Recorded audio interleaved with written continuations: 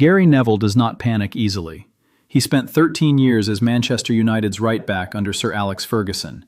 He's covered major tournaments as a pundit for over a decade. He has watched controversy after controversy at World Cups, Champions Leagues, and European Championships without losing his composure on live television. Yesterday, working as a pundit for ITV during Qatar versus Switzerland at Levi's Stadium in San Francisco, Gary Neville lost his composure. "It is like a dictatorship," he said. "The idea of them keeping the footage and not showing it to the fans is ridiculous." Those are not words Gary Neville uses lightly, and they were directed at FIFA on a live broadcast during a World Cup that FIFA is hosting, about a decision that FIFA's own VAR system made, while FIFA, the host broadcaster of the tournament, was refusing to release the footage that would prove or disprove whether the most critical decision of the match was correct. Let's explain exactly what happened, because it's more extraordinary than the headlines suggest. In the 14th minute of Qatar versus Switzerland, Remo Freuler, the Swiss midfielder, ran onto Breel Mbolo's headed pass inside the Qatari penalty area. Qatari goalkeeper Makboul Abu Nada came rushing out and took Freuler down. Penalty, clear contact, no argument. But the question wasn't the contact, it was whether Freuler was offside when Mbolo headed the ball forward. From every broadcast angle available to ITV, to the viewers at home, and to the pundits in the studio, it looked like Freuler had his foot beyond the last Qatari defender at the moment the ball was played. It looked offside. Not marginally, not in that way where you stare at a frozen image and still can't tell. Clearly, visibly, to multiple experienced football people watching on live television, Remo Freuler appeared to be in an offside position. VAR checked it.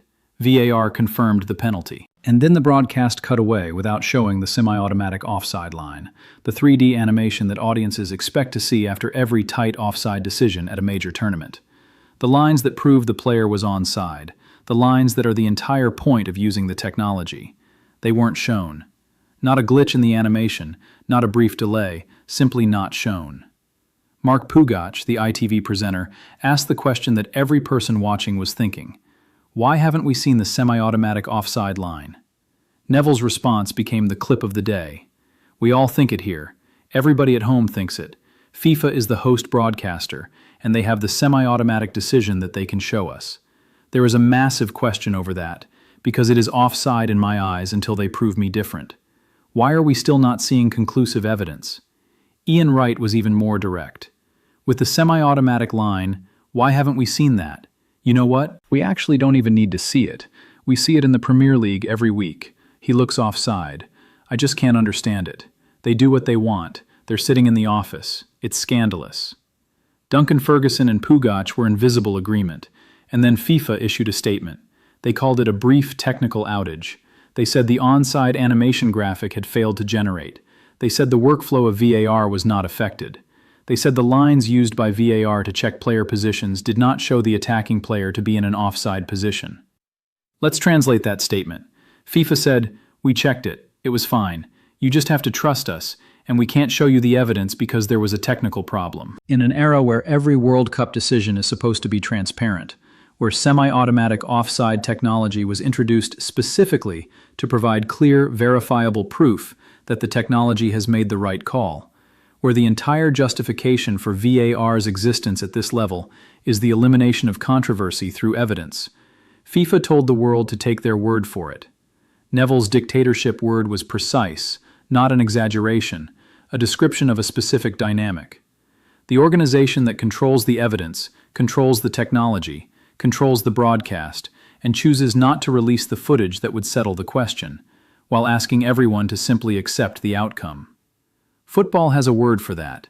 It starts with T, and it isn't transparency. But Qatar versus Switzerland wasn't the only controversy from that same day, because while Neville was going to air on ITV, a completely separate dispute was building in Foxborough, Massachusetts, that has generated equal fury in different corners of the football world. Haiti, Scotland, 1-0. The scoreline tells you almost nothing about what the match actually involved. Haiti, the country that hasn't played at a World Cup since 1974, whose fans cannot travel to watch them because the host country's travel restrictions lock them out, who qualified against enormous odds while their country remains in a state of ongoing crisis, played a game in which multiple decisions went against them, in ways that are now being scrutinized across every football social media platform. John McGinn's deflected goal settled the match in the 28th minute, but the conversation afterwards was dominated by what wasn't given. The Fox Sports match data shows 2 Scotland yellow cards for serious foul play in the final minutes of the game. Curtis at 90+1 and McLean at 90+5, both for serious foul play in a 5-minute window of injury time. That is specific language. Serious foul play doesn't describe a clumsy challenge, it describes a tackle that endangered an opponent. McLean's challenge on Haiti's Kazim has become the central flashpoint. Spanish and Arabic language football media, which covers this tournament with specific attention to the Caribbean and African football, have described it as studs first into the knee, opening a wound that required medical attention. The argument running across social media in multiple languages is that this challenge warranted a straight red card, not a yellow. That VAR, with its expanded powers at this tournament, specifically including the ability to review violent conduct, should have intervened. That it did not. 2 penalty claims for Haiti are also being discussed widely by people who watched the match carefully. Without the specific evidence of the semi-automated lines, which, given what happened in Qatar versus Switzerland on the same day, is now a particularly loaded observation, it is difficult to verify these claims with the certainty they deserve. What can be said with certainty is this: Haiti played the match. Haiti competed. Haiti had their best opportunities in the second half.